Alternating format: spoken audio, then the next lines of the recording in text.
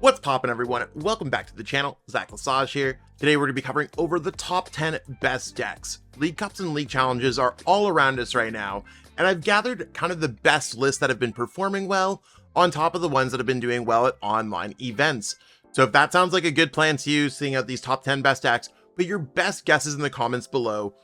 Hype it up, let's see what it is, and let's jump into our number 10 pick. Kicking off our list at number 10 is Charizard EX.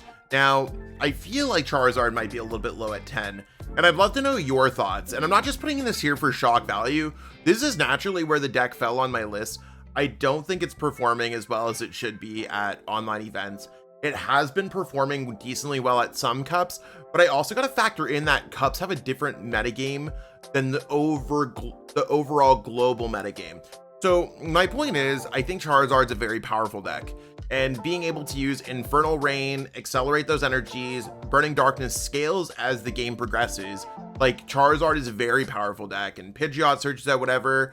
Like, these are tried and true decks. And I think I could win a cup with this. Charizard was my best deck for me last season, surprisingly. The way that I look at this now, I just think that, like, we have to make sure that Charizard is the right call for your metagame. This list might be able to change. Like, there's cards like, do you need Temple of Sinnoh? Do you need Jamming Tower? Like, these are things where, like, I'm still basing this off of I want to beat Gardevoir. And I haven't even played a single game in my new metagame, Montreal, yet. So, like, this Charizard list could even change for me. So that's what you got to kind of see as you're kind of testing these decks. Like, there's some core cards, like you're probably not changing the Pokemon line. You're not changing the 4/4/4 Candy Ultra Ball Buddy Poffins.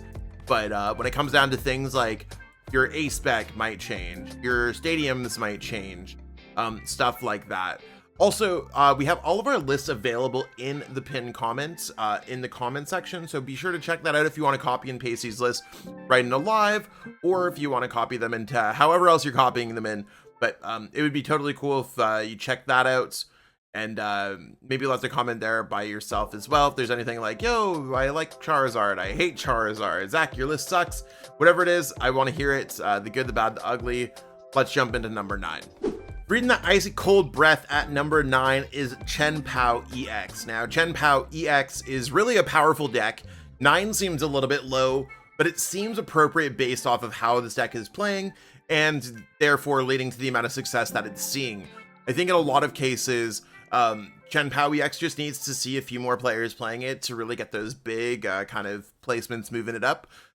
Because, like, at the end of the day, a lot of this list is a little bit of a popularity contest with a pro player spin on, oh, this is how the metagame could be, or this is how I think the metagame shapes up. I mean, at the end of the day, it's literally me yapping into the internet. So if if I'm wrong, I'm wrong, but I try to be as right as possible and try to guide everyone here. So if you're new to the channel, shout out y'all. If you've been watching for a while, I mean, you understand how I operate, I guess, I hope. So we're just trying to load up some energies with Baxcalibur's ability to our various water type Pokemon, draw cards with Barrel. Chien-Pao searches for those said water energies, and you can knock out with Hailblade, or you're gonna go 90/90 with Radiant Greninja, or you're gonna draw extra prize cards with Iron Hands EX.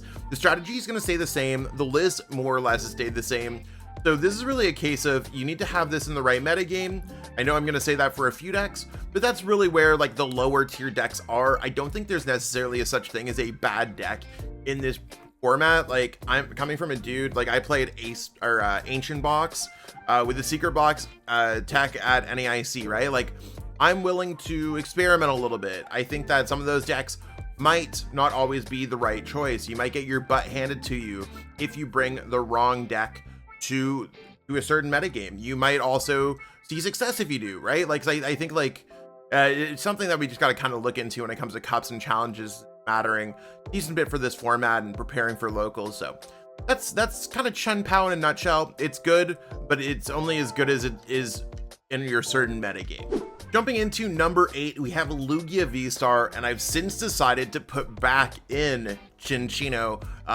Otherwise, the list would be based like Alex Szymanski's NAIC top 32 list. Hopefully I'm remembering that correctly. Right now, I think that Lugia needs Chinchino to kind of battle off some of these other Pokemon. maybe you don't need it necessarily for the whole Lost Zone box and all that stuff, but like there's a decent bit of decks where I think having single prize cards can be impactful against, and I don't know, like you'll run into a bunch of everything when it comes to League Cups. Strategy of this deck is to really use Lugia's Summoning Star ability, getting out 2 Archeops, accelerating energies. Got a lot of special energies in this deck, and Archeops can only accelerate special energies. Wondering, powering up various Pokemon. I mean, we can even attack with Luminion, because Legacy Energy counts as that water energy. Shuffle that energy back into the deck. Then you can maybe attack with Iron Hands EX. So we have a variety of things that you could attack with. Lugia might be more consistent than ever. We'll have to see how the deck continuously goes, because like people are like, yeah, we love Lugia. Lugia is the best. Lugia wins Japanese national championships. Then we don't really see it too much. Like it sees success at NEIC, but like not the success that it was kind of built up. It was really like a Gardevoir and Lost Zone box kind of thing. And then every cup win that I see looks like it's Lugia V-Star winning. So might be a little bit low on this list, could blossom, but that's why I update y'all on the weekly. You know what I'm saying? Like, I think like this is the first week of July. League Cups just happens. Like it's literally been 1 week of League Cups and League Challenges and stuff like that. Let's see what we got going on next week, right? We'll see how it changes. And if you need any of these cards for these decks, check out our sponsors at Kayfabe Cards. I know that the Shuffle Squad website just started putting up some singles. So if you're looking for some competitive singles there, check that out. And if you need the code cards online, check out PTCGL store. All of these links are in our description, so support the squad. Roaring at number 7 is Ancient Box. Now, this is a deck that I brought up maybe a second ago, maybe a slide ago, whatever it is. Roaring Moon is the deck that I played. Like, this is the deck that I played at the North American International Championships. I thought it was going to be more of a meta call for that event, because the way that the metagame was shaping up. This is one of the only few decks that has a very good Lost Zone box matchup. And as long as Gardevoir doesn't Monkey Dory countercatcher you, you can do pretty well against it. But you kind of you're at the mercy of what your opponent can shuffle draw into your deck.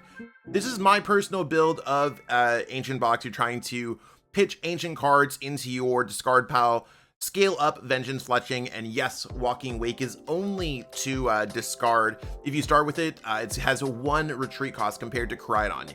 Yes, you cannot attack with it, but the Koraidon didn't really attack as much, and the way the metagame shaped up, I don't know if you need Koraidon as much as I initially thought so. There's a handful of different things. I've covered this deck extensively in terms of gameplay. I've covered a masterclass on it.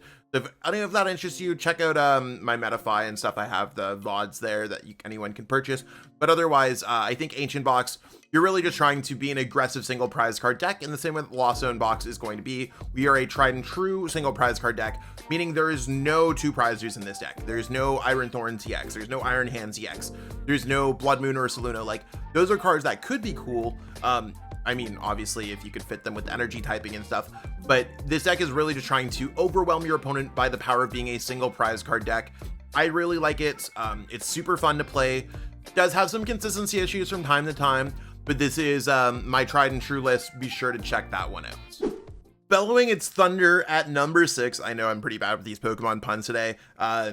We got Raging Bolt EX. Now, Raging Bolt EX was really the star of the show before NEIC.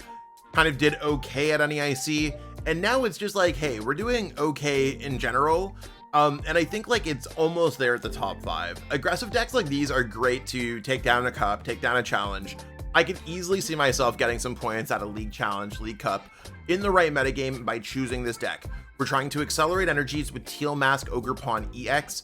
We're trying to get a big Bellowing Thunder, accelerating energies with Professor Sada's Vitality. And we have a lot of ways to get energy back from our discard pile, get energies out from our deck, and really just like bring up your opponent's Pokemon with Pokemon Catcher, Prime Catcher, Boss's Orders. We are an aggressive accelerated energy deck, and we are ready to attack. I think that's what's great about Raging Bolt EX, very similar to the Blacephalon GX, the Ganondorf archetype that we saw in previous seasons. So if we look anywhere in the past, which Pokemon quite often will repeat itself with these archetypes, it's one of those things where I think this deck could really be the real deal as we continuously approach future formats. Is this deck going to be the be-all, end-all, best 2 prize card attacking deck ever? Probably not. I think that there's certainly could be some opportunities for Pokemon to print better big basics. But the one thing that sets this card apart from other decks is Bellowing Thunder is scalable, and that's something that I always look at when it comes to a kind of shelf life of a deck. Is if we look at some early Pokemon that do very well, even like Lugia V-Star, for example. Lugia V-Star could have been the main attacker of the show because it was doing 220 damage. Lugia V-Star quickly found itself in a position where it needed to add other cards that can scale their damage, like Chinchino, because 220 is not knocking out these 2 prize card Pokemon as much anymore. I mean, look in front of you, Raging Bull has 240 HP. So as we look at Pokemon that can scale their damage, if there's a new mechanic, like a Pokemon Mega VMAX-esque 3 prize card thing that has 400 HP, Raging Bull can smoke that. Other decks cannot. So if you're looking for a deck to invest in, this one might not necessarily be the cheapest deck, because Earthen Vessels, Teal Mask Ogre Pawns, and Raging Bolts I think are all a little bit expensive now. It would be a very cool deck to try out, and I think it might be good for a while. Super fun to play as well. So Raging Bolt kind of there. I think we're here for the long haul with this deck. We'll have to find out in the future. Blocking the way at number 5 is everyone's least favorite deck, Snorlax Control. Now, Snorlax Control or Snorlax Stall, whichever way you want to look at it, is really a deck that's trying to stop your opponent from retreating their Pokemon. The block ability says, as long as Snorlax is in the active spot, your opponent's active Pokemon can't retreat. So Snorlax sits there, and you try to bring up one of your opponent's Pokemon over and over that cannot retreat. Sure, so maybe they can't retreat, they don't have a switch, a prime catcher, a Professor Turo. They run out of those resources and you're like, put counter catcher. And maybe your opponent plays around by having only Pokemon that can attack and play, because there's nothing that stops them from attacking with Snorlax, against the Snorlax that is. Maybe you put out Mimikyu. Maybe you bring up another Pokemon or play accompanying flutes to bring down another Pokemon. Literally this deck's win condition is, hey, you played down that Lumineon, Rotom, something that just can't really get there. Well, you just bring it up. And that's really where this deck is. There's a lot of sneaky cards. If your opponent discards them, you can get it back with Mantine. This is a list that I've been kind of cooking with. Played this at a kind of win-a-box tournament. Made a top 8 a few weeks back. And if I was going to cups, I think this is probably similar to what I would be playing. I think you need Chi-Yu and best of 1 to kind of really get that churn going. But otherwise, I feel it seems quite good in general. And I think Snorlax is a deck where, like, not a lot of people like it, but it's a valid win condition. It's a valid choice in this metagame. And that's the reason why I'm going to be covering it today. So if you don't like Snorlax, give this video a like up. If you like Snorlax, give this video a thumbs up, right? You know what I'm saying? But yeah, Snorlax is a chill deck. I'm a fan. And if you're not a fan, that's okay too. But remember, if you are not a fan of this deck, just remember that everyone's playing Pokemon. Takes a different kind of style and personality to make the whole world go round. Let's see what we got going on at number 4. Headbutting its way into number 4 is Dragapult EX with some additions of Pidgeot EX and Charizard EX. Now, I think it's funny as we kind of progress through these lists that really, I think that the difficulty of playing a deck has increased. So one thing that I'm happy about in this format, and it's not to be in a whole tangent of skill-based versus lesser skill-based deck, because I think every deck in Pokemon to pilot correctly takes quite a bit of skill. The decks at the earlier part of the list, typically lower of the Ancient Box, Raging Bolts, Lugia, those decks are fairly easy strategies for most people to follow along with. And then we get to these decks where it's like, hey, we have 3 stage 2s, figure out your own path, figure out multi-damage outputs, figure out how to incorporate this into a strategy. It's decks like these that are like, I take a step back and I'm like, whoa, am I good enough to play this deck? In all seriousness, I think that this is a really cool deck. I think it's a very intricate deck of playing. Like I said, there's 3 different stage 2s. You have limited resources, and how do you make it happen? I think going with a heavier Charizard line is pretty cool. And this might be one of the reasons why regular Charizard EX is seeing less play, is a lot of Charizard EX players converted over to Dragapult Charizard players, with Pidgeot, of course. So I think when we go over it, we're trying to set up Phantom Dives, make sure that we're ready to hit damage with Burning Darkness, accelerating energies with Charizard EX. utilizing our Neo upper energy when possible. And of course, we have some single prize card Pokemon like Radiant Charizard to throw into the mix as well. Pidgeot is just going to be a complete kind of consistency crutch when it comes down to it, being able to help you search out all these pieces to make this deck look less ugly. Because if there was no Pidgeot, you'd be like, hey, I'm on top deck mode. Pidgeot EX makes sure you're like, hey, I found out exactly everything that I need. So to me, this is a deck where, like, if you play incredibly well, you'll probably see some decent results. Both Tord Reklev, Michael Pramawat, some of the best players in the world played similar decks to this at the North American International Championships. I don't think that's by pure coincidence. I think the best players in the room are playing the best decks. And this is really one of the best decks going forward. So if you're looking for something cool to practice over the summer at your cups, challenges, locals, even preparing for the world championships, this might just be that deck. Check it out. We just made it to our top 3, everyone. Take a moment to appreciate all y'all for tuning in this far. And also, shout out Regidrago for making it this far too. If you told me that Regidrago would be a top 3 deck in format after NEIC, I'd be like, what? But reasonably, we have the base of Raging Bolt EX with the Teal Mask Ogerpon Dragon type Pokemon, meeting that grass energy requirement, accelerating energies, drawing cards, and then having the ability to copy attacks. This deck is literally Mewtwo and Mew GX, the deck that Henry Brand won the 2019 World Championships with. Altogether kind of back again, just in a different package. Sure, we're kind of like a stage 1 or a V-Star type Pokemon now, but I think that Legacy Star gives us a lot of opportunities to make some really insane plays.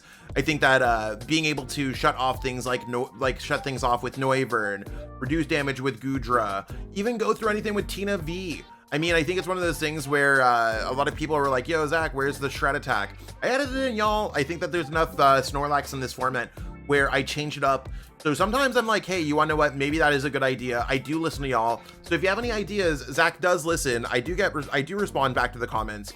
As long as they're constructive, right? If you're like, hey, you wanna know what? Your mic sucks, I fixed my mic. If you're like, hey, you wanna know what? Your list sucks, I fixed my list. I look into things, y'all. So I appreciate everything. But we're really just trying to accelerate energies to Regidrago V-Star, get some Dragon type Pokemon in the discard pile with cards like Ultra Ball. Slap on that fire energy. You can always move your energies around with energy switch, by the way. That's kind of a key portion of this deck. And then Apex Dragon, copy whatever you think is the best attack for that situation.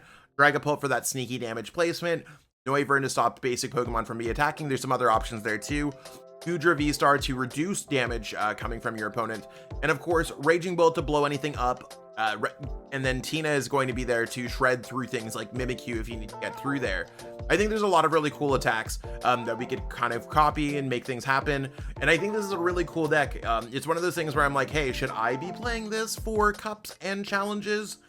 We'll have to find out. I just entered into the new metagame of Montreal. So I'm going to see what I'm kind of working with. Maybe I'll play a deck that's a little bit more go with the flow, and then see then start making some more bold choices. But if you don't have the cards for Regidrago V-Star, I think they're pretty cheap right now, or cheap comparatively to a lot of the other decks and formats. I mean, Pokemon's not a super expensive game, which obviously deals with anyone's budget, but pick up some Dragos. I think they're gonna be good, and they get a little bit better in Shrouded Fable as well. I've already covered that on the channel, so be sure to check out our Shrouded Fable content as well. Hopping into number 2, we have Gardevoir EX. Now, Gardevoir EX is really it was the queen of the North American International Championships. I think it was 6 out of the top 8 spots, and it didn't win the event, but it did come second. It's really one of those things where Gardevoir EX has been absolutely dominating in a lot of formats, and a lot of it has to do with thanks to Monkey Dory. So Gardevoir's whole game plan is Purlia has a built-in draw engine. We're able to kind of pitch and draw a bunch of cards. You can pitch those energies, accelerate those energies to Gardevoir or your other attacking Pokemon like Screamtail, Drifloon, Fluttermane, Cresselia, all that good stuff. Monkey Dory, you can move that damage that you place down with Psychic Embrace because you have to put 2 damage counters for every energy you attach from your discard pile in that way. And then Monkey Dory can give you some extra damage output or clear damage off your board, you know what I'm saying? It's such a powerful and good card that this deck kind of has it all put together, really basing itself off a lot of the decks that we saw when Fabian Pujol kind of showed the world at the European International Championships. So this deck can still kind of see success. And then everyone kind of took it. I mean, our own Josh Frank took it to a top 4 at Orlando. The deck kind of built up to this pedestal at NAIC. And I think like right now, Gardevoir is like, I don't know if it's the best of 1 deck. That's the way that I look at it, where it's like any stage 2 deck can struggle in a best of 1 format. There's a reason why it's at number 2. I think it's still good enough. There's a reason why it's not number 1. And I think if there's any point that's holding it back, it's that I like playing basic decks or stage 1 decks at cups challenges, because typically they're best of 1. Best of 3, I think Gardevoir is a fantastic deck. And I think that Gardevoir is a fantastic deck in general. But that's just my opinion. Do you think it's right? Do you think it's wrong? But we're really just trying to load up energies onto our various attackers, mill through our opponent, attacking through attack, and having a bunch of cool surprises in our deck, like Reset Stamp, sorry, not Reset Stamp, Unfair Stamp, and Iono, and really disrupting our opponent while we're at the process of doing it. And I guess we're at number 1. If you haven't put a guess in already, let us know. If you haven't put in a like in there already, like this video, tell your friends about it, and let's jump into our number 1 pick.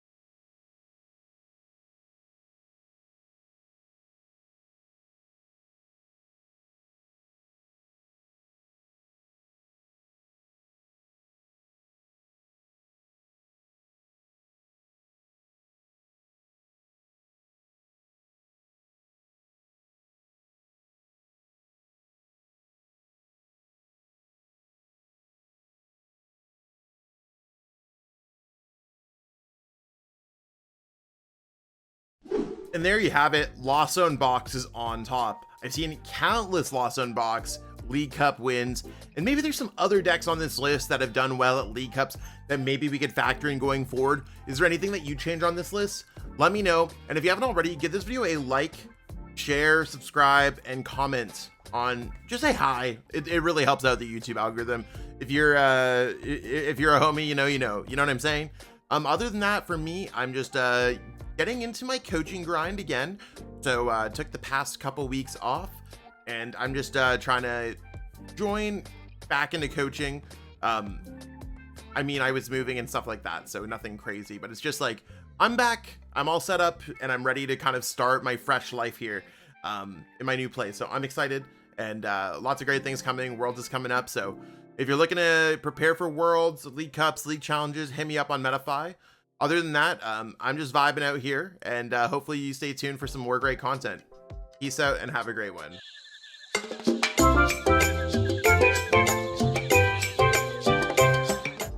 You made it to the end. Thank you so much for watching this entire video from the Shuffle Squad. Honestly, from the bottom of our hearts, we appreciate each and every person that supports our content, watches what we have going on every single day, every single week, even from time to time, and continuously allows us to have a forum to project our creative content towards the Pokemon TCG community.